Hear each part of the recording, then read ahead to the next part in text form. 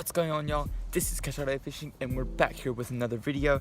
And this video is just going to be a really short video of me showing off my fishing tackle or arsenal of all the baits that I have currently in my stock of fishing lures.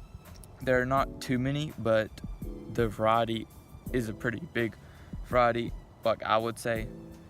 I don't have like too many quantity of each lure, but I do have a pretty good bit of Guggen soft plastics. That's like the entire soft plastic almost arsenal of stuff, or inventory of soft plastics is almost entirely overrun with Guggen baits, and then there's like a few others.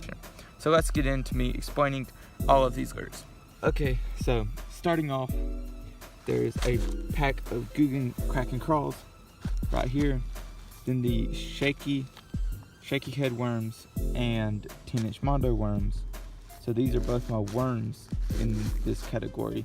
This Kraken crawl, other Kraken crawl that I have got in the last video that I just got, as you might remember if you have watched that video. If not, go look at that video. I'll put a link up here for that video if you haven't watched it. It is a long video compared to what I normally make. This will be a really short one probably compared to what I normally make too. This is right before we go on vacation for a few days, so hopefully I can get it edited and rendered either on the way to vacation and I'll publish it after, or I will publish it by tonight if I can edit it and render it. Anyways, let's get back to the soft plastics. Here's some Yum Dingers, which I got in a little mystery tackle box thing. I was going to do an unboxing of it, but it was not that cool. So here's the rattling Ned. But all of these, as I said, are Guggen. I really like the Guggen baits brand. They seem really high quality, especially with this hard plastic covering over all of these lures. It helps them not get smashed when they get put in tight spaces, like that pocket in my backpack right there.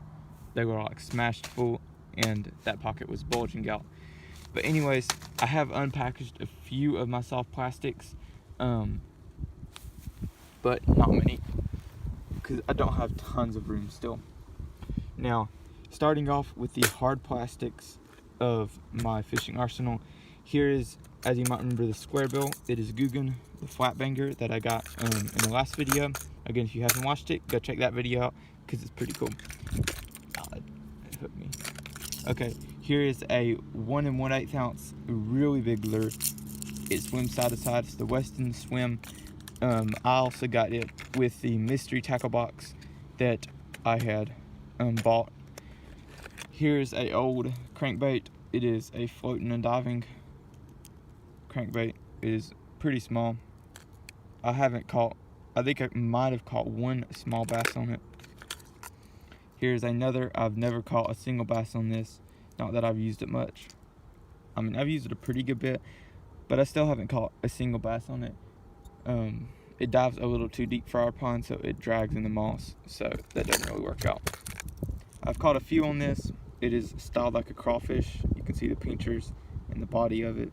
It is also a deep diving, about the same as the other green one, but I've used it more and used it in the second pond, and it has caught a half-pound fish. So not too big, but still a fish. Here's the rattle trap by Bill Lewis. My brother said that was the original creator of the rattle trap. So to get it, because it might be better, I was going to get a 6 cents because I've heard that they are good. But anyways, it works fine. I hadn't caught a single fish on it. Not that I've used it much at all. I've like used it 3 or so times since I've got it.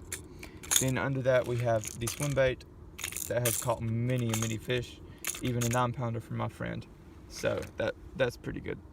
Here is a new square bill that I have recently got.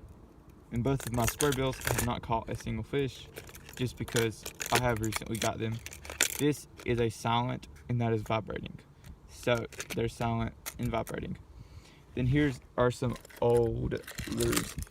This is a glow-in-the-dark Moonlight #1, and then some other hinged crankbait that suspends in the water and acts like an injured fish, it looks like. So It's looked pretty juicy, but I haven't had any bites on it. It looks more like a spotted bass or like a trout.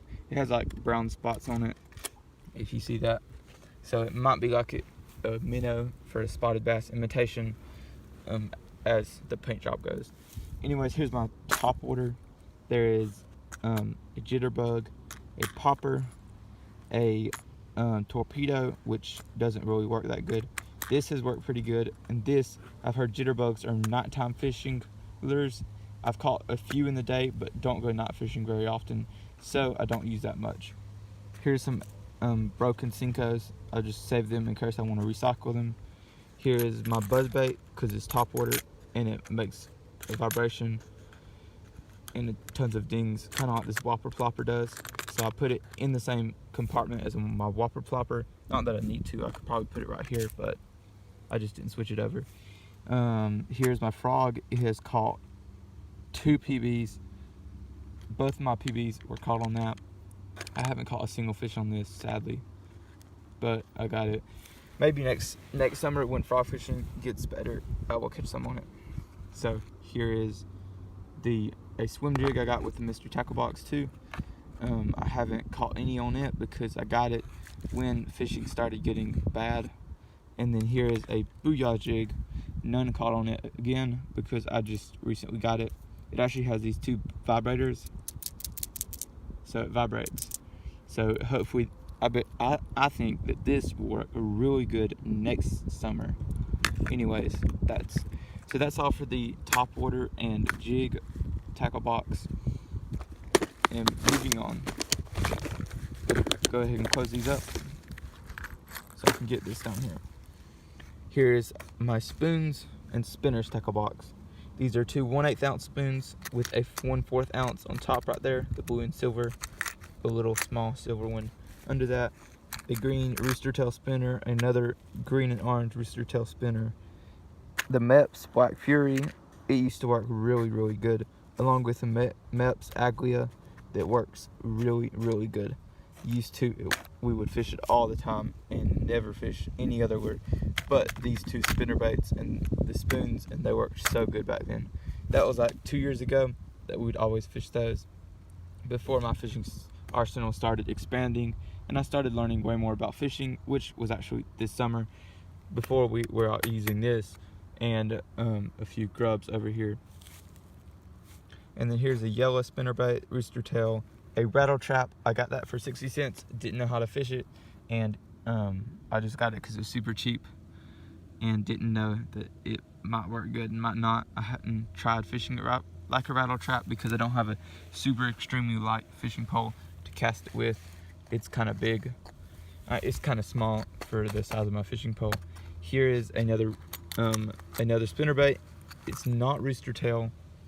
It doesn't have the brand right here, but we got it before we even ever started fishing in our pond. And then here's some other weird thing. I'm not sure what it's for. It looked like it was in the ocean section of Bass Pro Shops to me. I'm not sure. I haven't used it tons, but it's like this. If you think this will work good, comment below.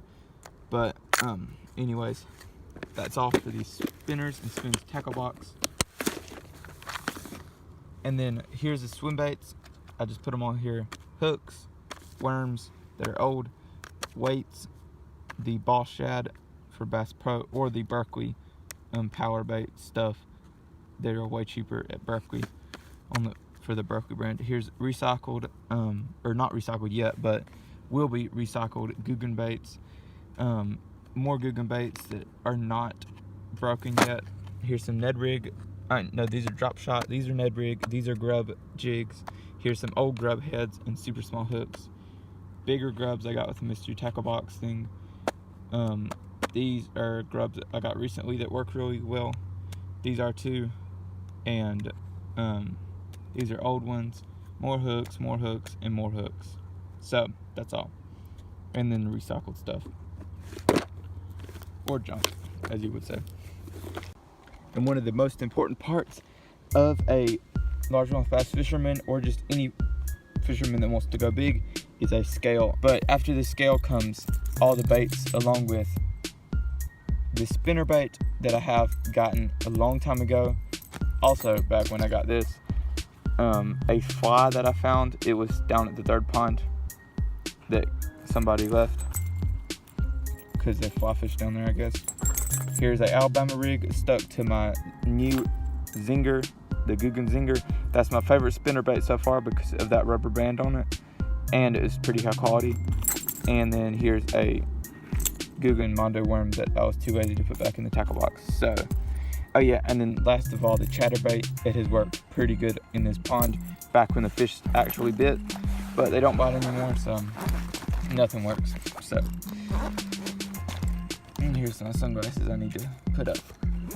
And there's tons of trash in this pocket that I'm going to empty out at home. I didn't want it to blow away. Anyways, the next, maybe the most important of all this tackle, like added with the tackle is important because you have to have the tackle to catch the fish, is a pair of pliers. I have a multi-tool so I can cut line and take off hooks out of fish's mouths if they are hard to take off. Sometimes they do get stuck in the back of their throats. Anyways, that's all for now. There's my tackle, and yeah. Okay, so you might be wondering, why did I do this tackle box tour? Well, I did it so all of my subscribers or all my viewers can see what I actually carry with me on a daily basis of going fishing, and I wanted to organize it anyways, so I might as well go ahead and do a video and tour my tackle box. But if you stuck through to the end, I'm gonna say go ahead and like this video, but the end is, this video also was a precursor to a fishing challenge.